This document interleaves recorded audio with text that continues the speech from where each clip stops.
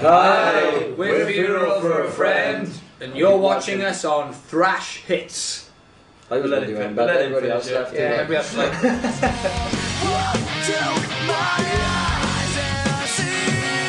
I think the Office has definitely got to be right up there. Yeah. Which one? Series 1, 2? Just all of them, really. Just all of them. I think, without exaggeration, we probably could, on a day off or on a particularly late evening, sit through, I think, the whole first, second, and Christmas episodes. I think we could probably without getting bored, without somebody going, "Oh, I've had enough." We could probably narrate the script. We could probably enact the whole first, second, and Christmas specials for you. Actually, Gareth. If we want, you can go Gareth, because easy. that's your name. It's easy. Can I be the dude with the Scotch egg? Because he says You could be the dude who's... That should be me then, really. But no, it's always very entertaining. They share a similar humour to ourselves, I feel.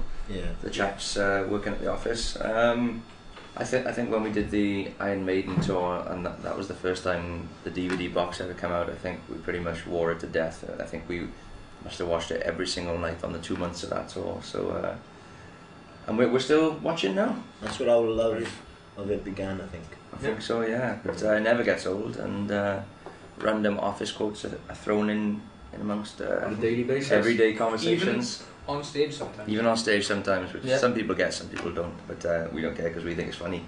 Yeah, I know.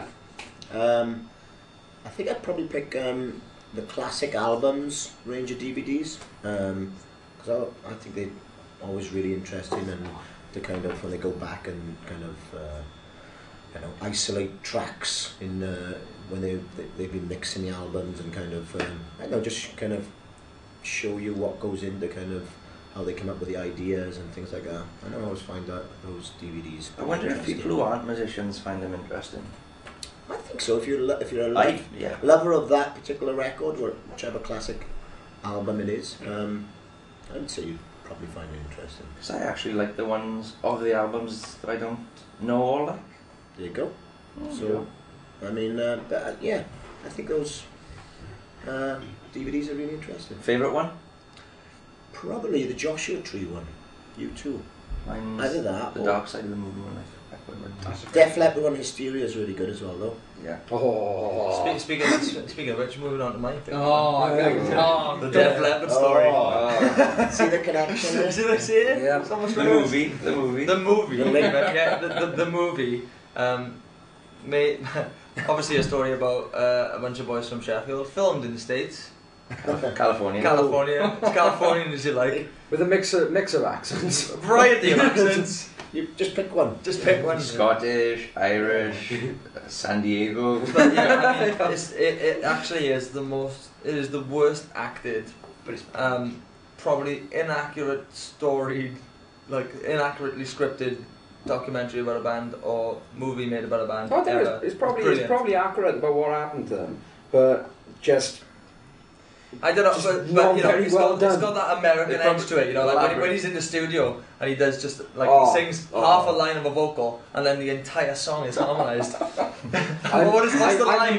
I need to find a producer like that. So Bring it on the I am the map. I'm just the map. You've got to find the treasure. You've got to find the treasure.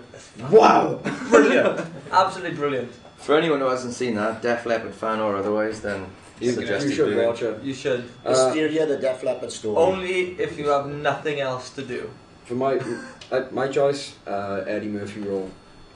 For pretty much the first 2 years we toured, we watched that consistently, and even though which were like 6 years later, again still jokes and quotes from that particular stand-up comedy show come out. So I remember watching it for the first time when I was about 9 years old, and then watching it when we got on tour and actually understanding the jokes. So, so it was even better second time.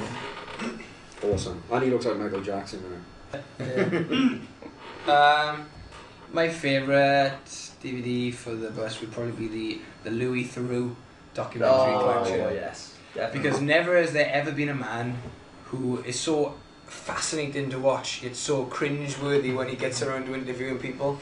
It's just, it makes you kind of really just go, oh, I can't believe he's saying that. What's your favourite one? My favourite one is when he goes to the Dutch Boers in South Africa. Oh, wow. Oh my god. it's just he tackles so many kind of like hardcore subjects, and for a man who's so kind of like laid back and very geeky and nerdy, you know what I mean. Plus Jimmy Savile. Jimmy Savile. Jimmy Savile. That is an When absolute Louis met classic. When Jimmy Savile. Louis met Jimmy Savile. Did you see the one on gambling when he went to Yes. Vegas? That was awesome. I actually saw him in the airport. I was in the airport with him when I was flying home, and he was on the same flight as me. Did you give him a kiss? I didn't.